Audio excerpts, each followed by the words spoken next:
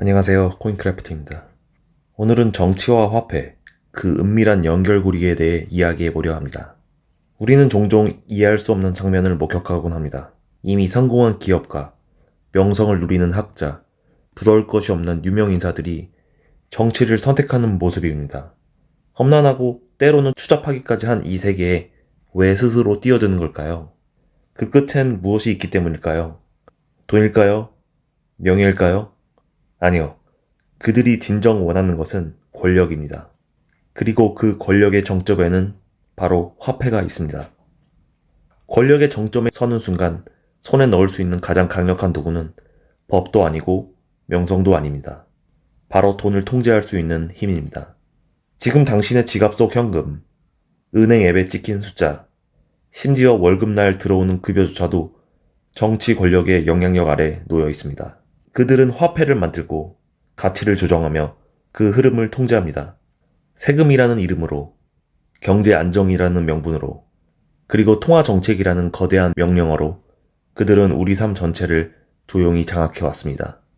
당신에게 돈은 그저 생활의 수단일진 몰라도 그들에게 돈은 세상을 움직이는 무기이자 도구입니다. 정치와 화폐의 관계는 어제 오늘의 이야기가 아닙니다. 수백 년 전부터 권력을 쥐고자 했던 자들은 반드시 화폐를 통제하려 했습니다.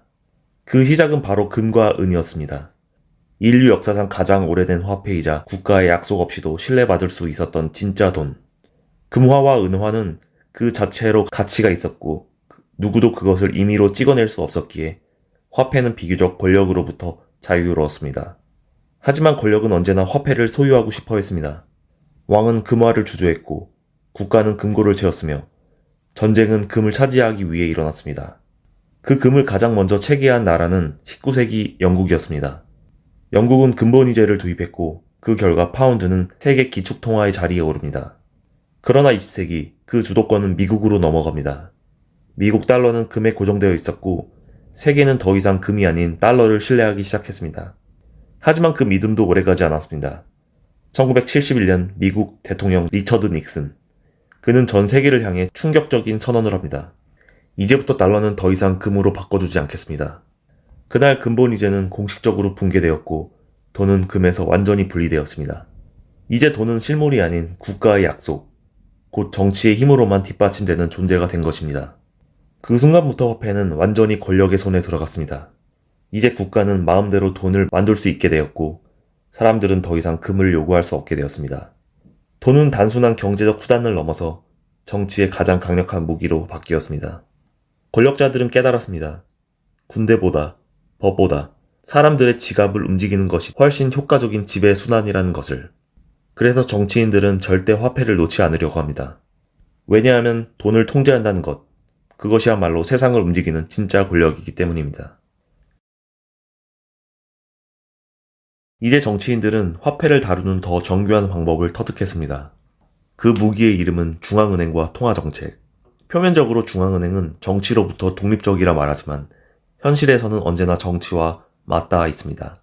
정치인들은 금리를 조정하고 유동성을 조절하고 돈을 찍어내거나 죄어가며 시장의 심리 그리고 국민의 삶 전체를 정교하게 컨트롤합니다. 그들은 압니다. 돈의 가치가 떨어지면 사람들은 불안해하고 화폐가 안정되면 사람들은 안도한다는 것을요. 그래서 세금을 올리는 대신 교묘하게 화폐를 더 발행합니다.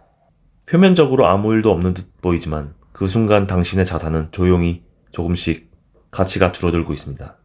그 돈으로 정책을 펼치고 지디율을 끌어올리며 인플레이션이라는 조용한 세금을 통해 시민들의 주머니 속에서 슬며시 돈을 가져갑니다. 이것이 바로 현대 정치가 설계한 정밀한 권력의 구조입니다.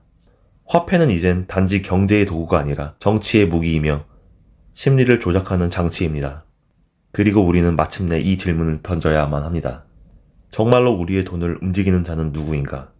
당신의 손에 쥔 돈, 그 숫자와 가격, 그 안정감과 불안감의 이면에서 누가 이 모든 것을 통제하고 있는 것일까요? 이것이 바로 정치인들이 결코 포기하지 않는 권력의 핵심, 그 본질입니다. 이제 화폐는 디지털로 진화하고 있습니다. 그리고 그 진화의 중심에는 CBDC, 중앙은행 디지털 화폐가 있습니다. 전 세계 각국 정부가 CBDC 개발에 뛰어드는 이유는 무엇일까요? 그 답은 단 하나, 통제입니다. CBDC는 정부가 이전에 상상조차 할 수 없었던 수준의 정밀한 통제력을 가능하게 만듭니다.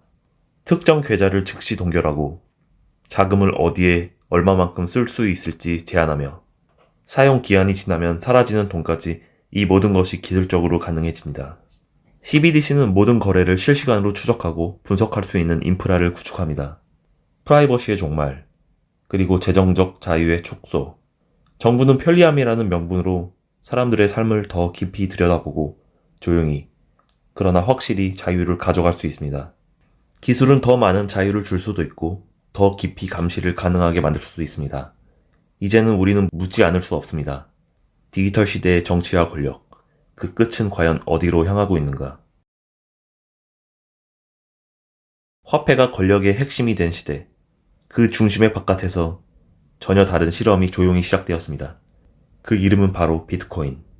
2008년 사토시 나카모토라는 익명의 인물이 세상에 내놓은 이 암호화폐는 권력의 중심이 아닌 완전한 분산된 네트워크에서 작동합니다. 비트코인의 가장 본질적인 특징은 탈중앙화와 엄격한 공급 제한. 총 발행량은 오직 2100만 개. 누구도 임의로 더 만들 수 없고 어떤 권력도 이를 조작할 수 없습니다.